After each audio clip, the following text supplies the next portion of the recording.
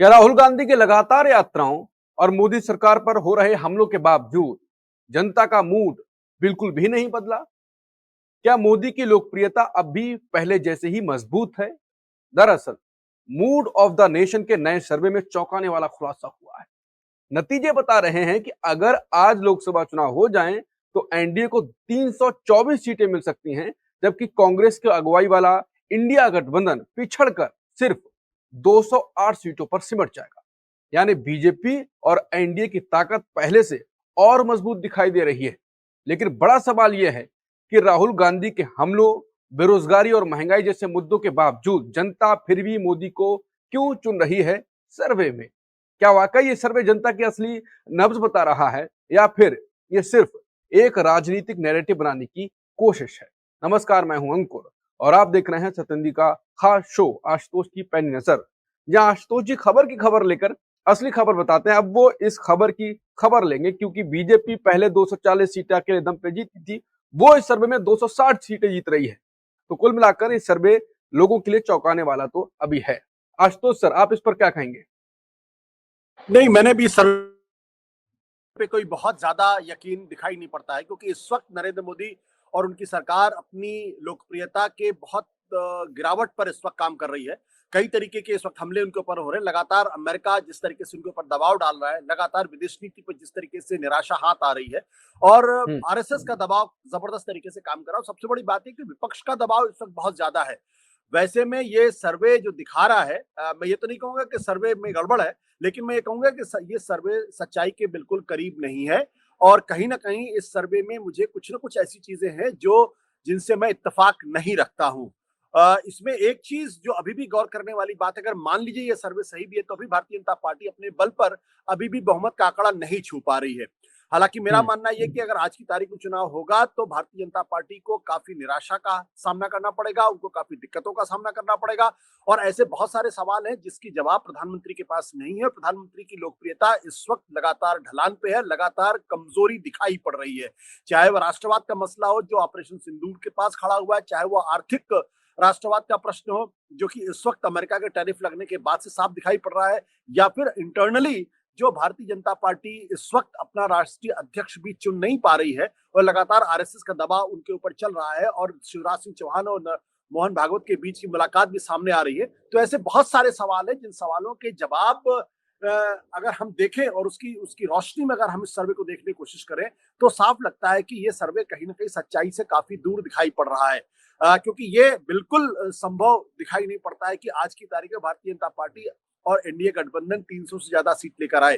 वो काफी कम होगा, ऐसा मेरा व्यक्तिगत तौर पर मानना है। और वैसे भी सर्वे पर कितना यकीन करें, ये तो पिछले लोकसभा के चुनाव के दौरान बिल्कुल स्पष्ट हो गया था, जबकि सारे सर्वे 400, 350, पौने 400 सीट देने की बात कर रहे थे।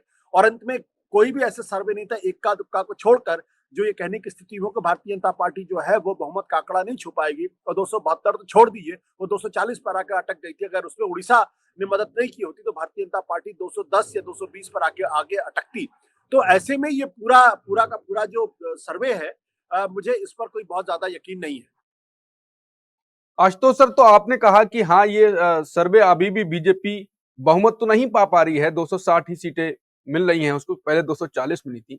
लेकिन जिस प्रकार से मुद्दे बीजेपी हर मामले पे मोदी सरकार बैकफुट पर नजर आती है, बचाव की कोशिश में लग जाती है, आपको क्या लगता है कि 240 से सीटें ऊपर जाएंगी, वहीं पर रहेंगी, या जिस प्रकार से अभी माहौल है कुछ नीचे भी हो सकता है? केवल देखिए बीजेपी की बात।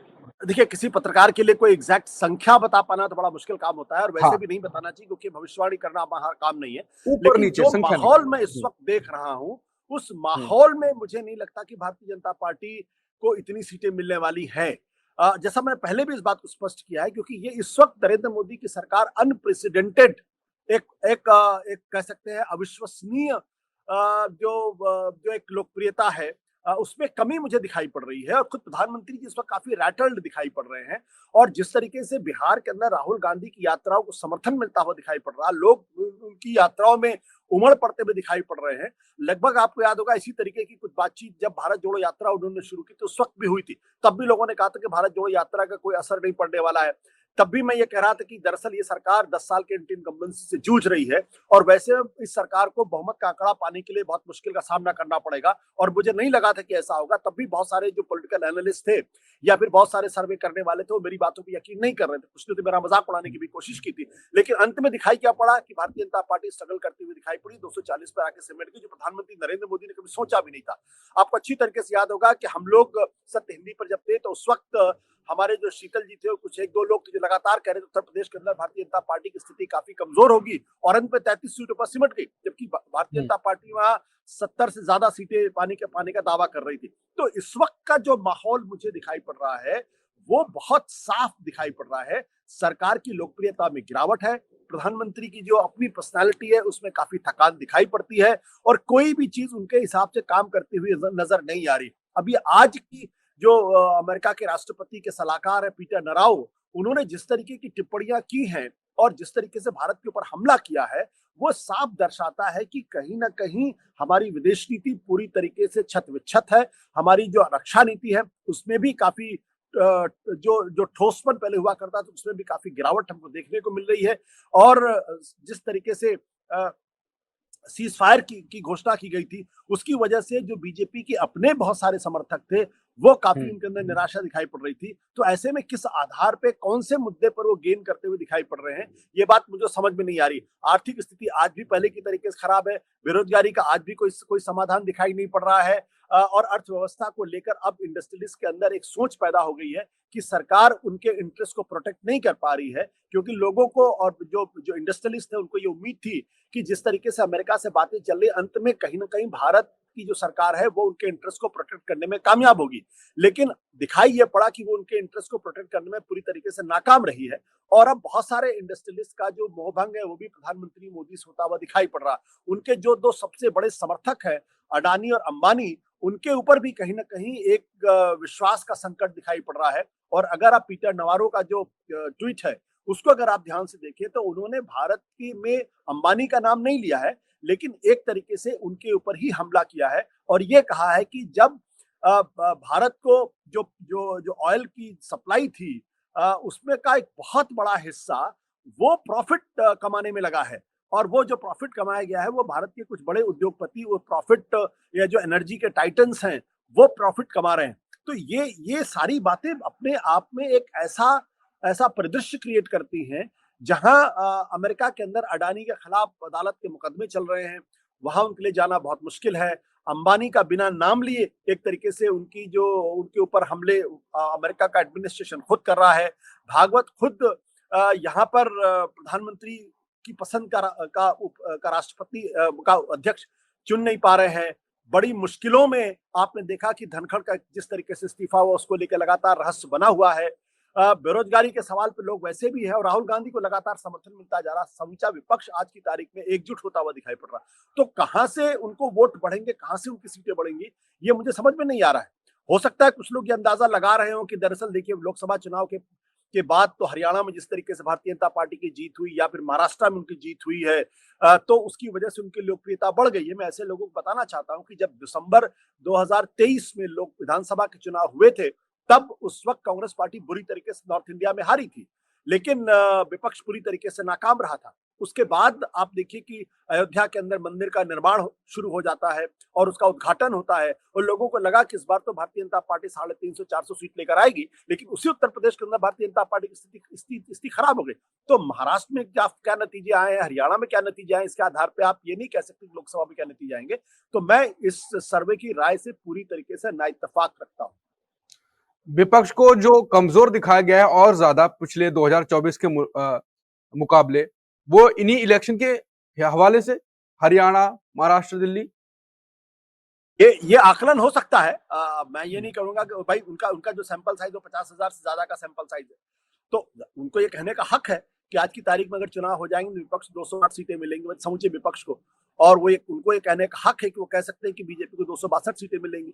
लेकिन जो परिदृश्य इस वक्त देश का है, चाहे वो आर्थिक स्तर पर हो, चाहे वो विदेश नीति के मसले पर हो या फिर विपक्ष की राजनीति के संदर्भ में अगर आप देखें, पार्टी के अंदर इंटरनल मामले को देखें, तो ऐसा लगता नहीं है कि लोकप्रियता में किसी तरीके की बढ़ोतरी हुई है। और पहलगाम हमले के बाद भी लोग काफी नाराज थे और जिस तरीके से सीज़फायर किया, तो उसके बाद भी लोग काफी नाराज दिखाई पड़ते हैं। ट्रंप जिस तरीके से लगातार भारत को और मोदी सरकार को एक तरीके से वो ह्यूमिलिएट कर रहे हैं, और उन्होंने खुद कहा है कि हमने तुमसे कहा था 24 घंटे के अंदर मुझे बता दीजिए, नहीं तो हम ट्रेड आपसे कैंसिल कर देंगे, और 5 घंटे के अंदर आपने बता दिया। तो ये जो मजाक एक तरीके से ट्रंप मोदी सरकार का बताने की कोशिश कर रहे हैं या बनाने की कोशिश कर रहे हैं, ये सारी चीजें एक बड़े पावरफुल प्राइम मिनिस्टर की जो छवि है उसको नुकसान पहुंचाता है, उसको मलिन करता है, उसको धूमिल करता है। तो ऐसे में ये कह देना कि सीटें पहले से बढ़ जाएंगी, मुझे इस पर कतई यकीन नहीं है। आखिरी सवाल, पीएम मोदी ये तो हर किसी को दिख रहा है कि हर मुद्दे पर घिरते हुए चारों तरफ दिख रहे हैं, पॉपुलैरिटी भी गिरावट आई है, संघ और आरएसएस और बीजेपी के अपना मतभेद चल रहे हैं। भागवत ने खुद कहा कि मतभेद हो सकते हैं, मनभेद नहीं, लेकिन मतभेद चल रहे हैं। चारों तरफ से घिरे हुए मोदी चुनाव आयोग को लेकर राहुल गांधी यात्रा निकाल रहे हैं। वो कह रहे हैं कि ये पीएम मोदी और इनके बीजेपी के अमित शाह और नड्डा ये कह रहे हैं कि 40-50 साल तक हम रह पाएंगे, इसलिए क्योंकि ये वोट चोरी कर रहे हैं। और अब इसी वक्त जब चारों तरफ से गिर रहे हो, ये सर्वे आया, बीजेपी के लिए पॉजिटिव नैरेटिव बन जाएगा, या बनाने के लिए वो शब्दों का इस्तेमाल नहीं करूंगा, इस वक्त सर्वे आने का और ऐसा सर्वे आने का आप क्या कहेंगे? देखिए, अब सर्वे तो करने का सबको हक है, सबको अपने हिसाब से एनालाइज करने का भी हक है, जैसे मुझे अपनी बात कहने का हक है, तो मैं उस पर कोई टिप्पणी नहीं करूंगा। लेकिन सपने देखने का अधिकार सबको है, कोई भी सपने देख सकता है, कोई भी कह सकता है हम अगले 50 साल तक शासन करेंगे। कांग्रेस पार्टी भी एक जमाने में ऐसे सपने देखती थी, क्या वो सपने पूरे हुए? क्या नहीं सपने पूरे हुए ना। आज की तारीख में प्रधानमंत्री नरेंद्र मोदी की सरकार बहुत ही कमजोर विकेट पे खड़ी हुई है, और एक के बाद एक गुगली और बाउंसर उनके ऊपर पड़ रहे हैं। वो सिर्फ डक कर रहे हैं, एक भी बॉल ऐसा नहीं लगा जिससे लगे कि हुक करके उन्होंने फाइन लेग पे या स्क्वायर लेग के ऊपर से या लॉन्ग लेग के ऊपर से उन्होंने छक्का मारा, एक भी बॉल। मतलब कम से कम हम ये देखते हैं कि जो अपने T20 के कप्तान है, देखिए नाम में सूर्य कुमार यादव जी, वो किस तरीके से पीछे से मतलब उठा के गेंद मार देते हैं छक्का, लोगों को पता नहीं चलता है। तो ऐसे वक्त में आप अपने देश के प्रधानमंत्री से, अपनी देश की लीडरशिप से ये उम्मीद करते हैं कि वो कोई ऐसा मौका निकालेंगे और छक्का मार देंगे और उसके बाद जनता वाह वाह करने लगेगी। तो कम से कम पिछले 7-8 महीनों में तो मुझे ऐसा दिखाई नहीं पड़ता है। सर्वे कुछ भी कहे, और आशुतोष जी को भी दिखाई नहीं दे रहा, बाकी किसी को भी, जो मैंने शुरुआत में कहा कि चौंकाने वाला खुलासा हुआ है, सर्वे आया है, तो लोगों को सर्वे ने चौंकाया ही कि ऐसे सर्वे इस वक्त में जब चारों तरफ से फजीयत हो रही हो और लगे कि हर मुद्दे पर घिरे, ऑपरेशन सिंदूर से लेके बाकी मुद्दों पर, तो ये सर्वे के पर विचार थे आशुतोष जी के, उन्होंने आपको समझाया। उन्होंने खुद भी बातों बातों में बिना सीटों बताए अपना एक सर्वे किया है, ना संख्या बताई ना कुछ, उन्होंने ये बता दिया कि डायरेक्शन दिशा में किस तरफ राजनीति अब जा रही है। ये रहा आशुतोष जी का सर्वे, और अभी अगला कोई सर्वे आएगा, अगले सर्वे जैसी कुछ बात होगी, हम आपके सामने वो भी सर्वे लेकर आएंगे, उस पर भी विश्लेषण करेंगे। तब तक आप देखते रहिए सत्य हिंदी। लेकिन सत्य हिंदी को अगर अभी तक आपने सब्सक्राइब नहीं किया है तो कर लीजिए, और बेल आइकॉन का बटन दबा दें, क्योंकि फिर नोटिफिकेशन नहीं आएगा। तो जब विपक्ष जैसी हालत हो जाएगी कि आपको दिखाई नहीं देगा, जो कमजोर विपक्ष था कि आपको दिखाई नहीं देगा वीडियो, तो फिर फायदा क्या। और सत्य हिंदी का एक ऐप भी है, वो भी डाउनलोड कर लें। अगर आप बहुत ज्यादा रील्स मीम देख रहे हैं तो आपका डेटा वहां पर भी जा रहा है, तो अच्छी जगह पर लगाएं। नमस्कार।